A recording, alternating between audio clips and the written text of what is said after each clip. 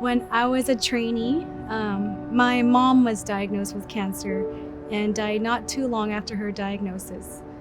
And, to this day, I think that was probably the worst memory I've ever had in my life. I spent every day in the hospital that she was. I felt very alone during that time, even with my family around me, with my friends contacting me. I was always trying to reach out to her medical team, and I felt like we were just a patient to them. When it came to the point that we knew she was not going to make it, I actually felt that we got even less attention because they wanted to focus on someone savable. And I understand, we're in a very large hospital, and time is a limiting factor for most people that work there. But, reflecting on that experience, I just hated the idea that I would have patients that might feel the same way that I had to feel. And so that's why when I read about this project and learned more about it, I wanted to make it happen for my patients.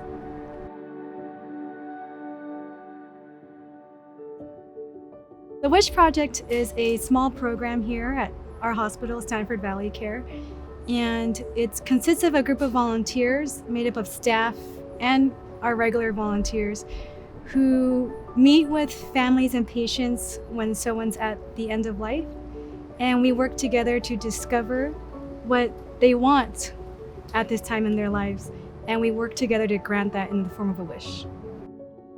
So we bring in people and we have them spend a lot of time with the patient and their families, and we try to figure out what makes them an individual, what makes them a person, and what they care about. I start off by just asking them if there's anyone who would like to talk. And during that conversation, it gives them an opportunity to start unloading their feelings and their confusions and their anger.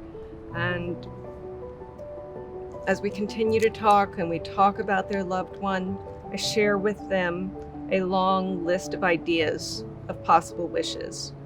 And usually they'll zero in on one or two of them, or even riff off of something and take it and make it very personalized to them. Feedback from families has been 100% positive and supportive.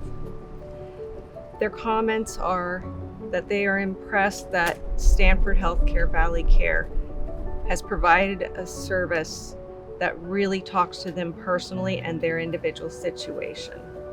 One late June, I met a woman, a young mother of 3, and the children were 14, 17, and 21. She said, "I am all about Christmas. Could you have a very special ornament made up for me that's glass and has etched the family picture from our last vacation?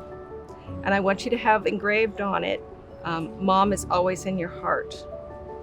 And then she also added, "Could you please deliver it to my family the first week of December?" We actually ended up making 4 out of crystal so that each child received one, and her husband as well. Our biggest wish so far has been to bring in a mariachi trio.